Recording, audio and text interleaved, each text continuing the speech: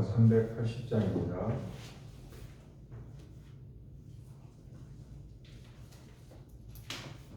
나의 생명 되신 예수님 앞에 나아갑니다. 함께 찬양드리겠습니다.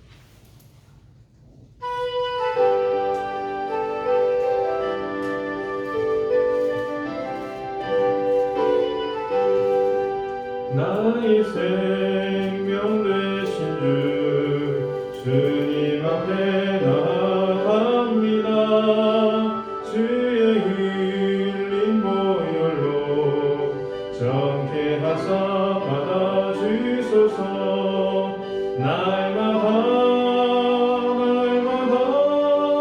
주를 찬송하겠네. 주의 사랑 불러서 나를 굳게 잡아내소서.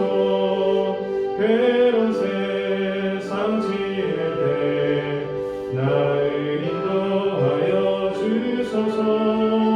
주를 믿고 나가면 나의 뒤를 잃지 않겠네. 날마다 주를 찬송하겠네.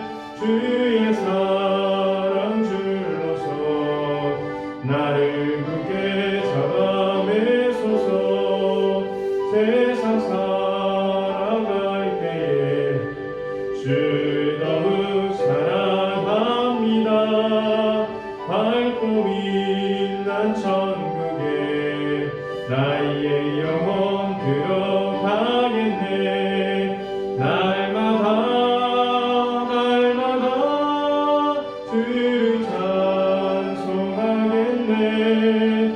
주의 사랑 줄로서 나를 굳게 잡아매소서.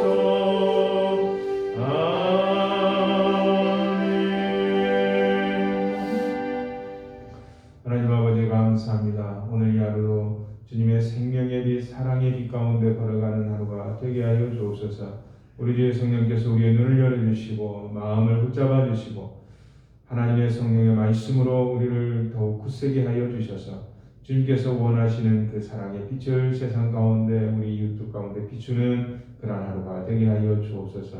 우리의 마음의 중심이 우리 예수 그리스도와 함께 동행하는 영광스러운 이 하루가 될 수 있도록 주님께서 은혜를 더하여 주옵소서. 예수님 이름으로 기도합나이다. 아멘. 오늘 말씀은 요한복음 13장 21절에서부터 30절까지 말씀입니다. 요한복음 13장 21절에서부터 30절까지 말씀입니다. 제가 봉독하겠습니다. 예수께서 이 말씀을 하시고 심령이 괴로워 증언하여 이르시되 내가 진실로 너희에게 이르노니 너희 중 하나가 나를 팔리라 하시니 제자들이 서로 보며 누구에게 대하여 말씀하시는지 의심하더라. 예수의 제자 중 하나 곧 그가 사랑하시는 자가 예수의 품에 의지하여 누웠는지라. 시몬 베드로가 머리짓을 하여 말하되 말씀하신 자가 누구인지 말하라 하니 그가 예수의 가슴에 그대로 의지하여 말하되 주여 누구니이까? 예수께서 대답하시되 내가 떡 한 조각을 적셔다 주는 자가 크니라 하시고 곧 한 조각을 적셔서 가룟 시몬의 아들 유다에게 주시니 조각을 받은 후 곧 사탄이 그 속에 들어가니라. 이에 예수께서 유다에게 이르시되 내가 하는 일을 속히 하라 하시니 이 말씀을 무슨 뜻으로 하셨는지 그 앉은 자 중에 아는 자가 없고 어떤 이들은 유다가 돈꾀를 맡았으므로 명절에 우리가 쓸 물건을 사라 하시는지 혹은 가난한 자들에게 무엇을 주라 하시는 줄로 생각하더라. 유다가 그 조각을 받고 곧 나가니 밤이더라. 아멘. 세조식 이후에 예수님께서 마음에 괴로우셔서 오늘의 이 밤에 매우 중요한 일들이 일어나는 그 사건 중에 하나를 기록해 보고 있습니다. 이 밤은 정말 기괴한 밤이라고 할 수가 있는데요.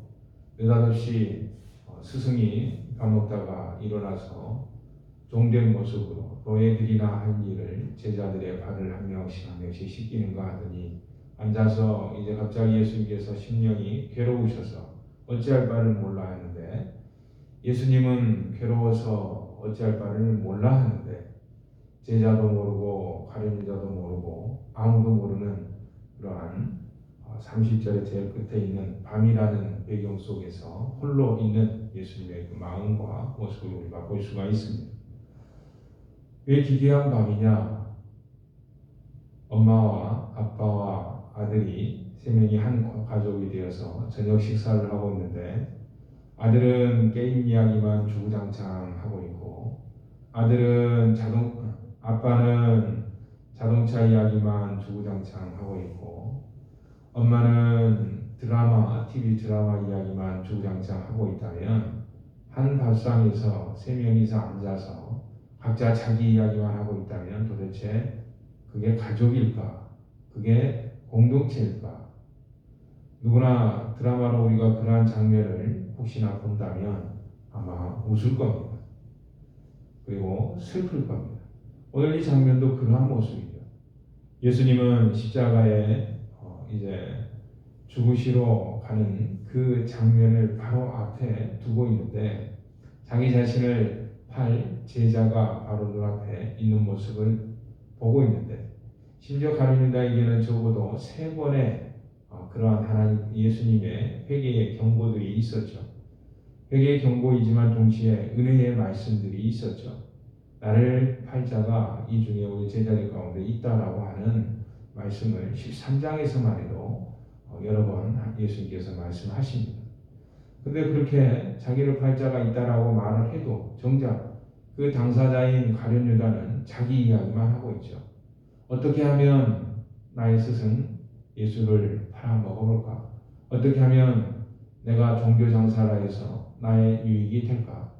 어떻게 하면 그 사랑에 반응하여서 배신할 수 있을까? 자신의 유익과 자신의 생각대로 어떻게 하면 기독교를 내가 장사하는 데 써먹을 수 있을까? 우리들의 모습과 별반 다를 바가 없습니다. 그러한 가운데 거기에 함께 어울려 있던 제자들은 어떻습니까? 예수님이 그렇게 말씀하셔도 그 말이 무슨 뜻인지 전혀 이해하지 못하는 밤입니다. 영적으로 어둠 가운데 있어서 3년 동안 예수님 따라 다녀봤자 뭐합니까? 예수님이 하시는 말씀, 정작 중요한 말씀, 정말 깨닫고 순종해야 될 말씀에 대해서는 알지 못하고 있는 모습이죠. 우리의 신앙생활이 혹시 이러한 모습은 아닌가 돌아보게 됩니다. 예수님은 예수님대로 하나님의 말씀으로 성령께서 우리 심령 가운데 이렇게 해야지 저렇게 해야지 순종의 말씀들을 권고하시고 회개의 기회를 주시고 사랑의 기회로 우리에게 인내하고 계시지만 그건 예수님이 하시는 일이고 저는 저대로 내 인생의 가치관에 따라서 나의 유익을 위해서 오늘 이 하루도 무엇을 먹으며 무엇을 입을까? 비참한 밤입니다.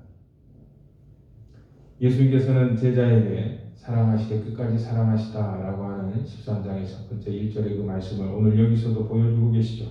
26절에 보면 떡 한 조각을 가져다가 주는 자가 금이라. 이거는 밥상머리에서 주인이 그 손님들에게 직접 자기가 음식을 떼어서 주는 아주 큰 애정의 표현이고 사랑의 표현이죠. 거기에 대한 가룟 유다의 대답은 그 조각을 받고 먹으면서 회개하는 마지막에 그 기회를 날려버리고 먹지도 않고 들고서 나간 모습으로 보이고 있습니다. 주님의 사랑에 오늘 우리는 어떻게 반응하고 있습니까?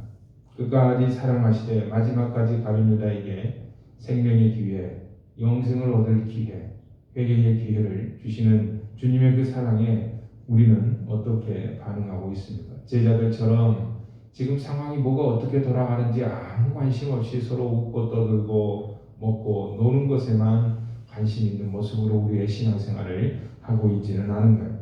아니면 가룟 유다처럼 조금 더 깨어 있어서 경제적인 이득만, 나의 유익만, 교회에 왔다 갔다 하면서도 예수 그리스도를 믿는다고는 하지만 내 사업에 어떻게 무엇이 도움이 될까? 내 가정 형편의 자녀들의 내 인생에 어떠한 물질적인 복이 될까? 그런 쪽으로만 예수님을 이용하고 있는 것은 아닌지, 오늘 나의 예수님은 혹시 오늘 본문의 말씀처럼 홀로 계시고 있지는 않은지, 정작 제자들과 함께 밥을 먹고 있지만 조금 전에 그들의 발으시서 사랑이란 무엇인지 섬김이란 무엇인지 보여주었지만 그것을 아는 이 없이 홀로 죽음을 준비하고 계셔야 되는 예수님의 그러한 모습으로 나의 신앙 가운데서도 예수님은 그렇게 계시지 않은가? 우리 교회 가운데는 어떻습니까? 우리 교회 가운데 예수님은 지금 어디에 계실까요? 우리 교회가 또한 밤 가운데 홀로 계신 예수님을 우리가 만들고 있는지는 아닌지, 예수님께서 예루살렘을 향해서 지금 오는 이 모습처럼 가룟 유다를 향한 그 모습처럼 예루살렘 안에서만 내가 너희를 품으려고 암탉이 자기 새끼를 품과 같이 그렇게 예루살렘을 향하여서 민족을 향하여서 그렇게 품으려고 했지만 예수님께서 이 나라를 그렇게 코로나를 통해서 전 세계를 주님의 사랑 가운데 품으려고 하고 계시지만 정작 지금 이 순간에도 코로나로 인해서 고통받고 있는 이 순간에도 코로나만 바라볼 뿐 예수 그리스도께서 우리를 향하신 마음은 전혀 모르고 있는 것은 아닌지, 홀로 계신 예수님의 그 모습이 너무나도 애처롭고 기괴한 그러한 밤의 모습입니다. 성령께서 우리에게 말씀을 비춰주셔서 성령께서 우리의 심령의 눈들을 열어주셔서 예수님께서 우리를 향하신 주님의 그 변함없는 사랑, 자기의 사람들을 사랑하시되 목숨으로 끝까지 사랑하신 그 사랑을 다른 사람이 깨닫는 게 아니라 오늘 내가 우리의 가족들이 우리 교회가 먼저 이 땅 가운데서 깨닫고 예수님의 마음을 읽음으로써 오늘 이 하루도 하나님께서 원하시는 바를 순종해 나아가는 영광스러운 그런 하루가 되기를 주님의 이름으로 축복합니다. 함께 말씀 생각하며 기도하겠습니다.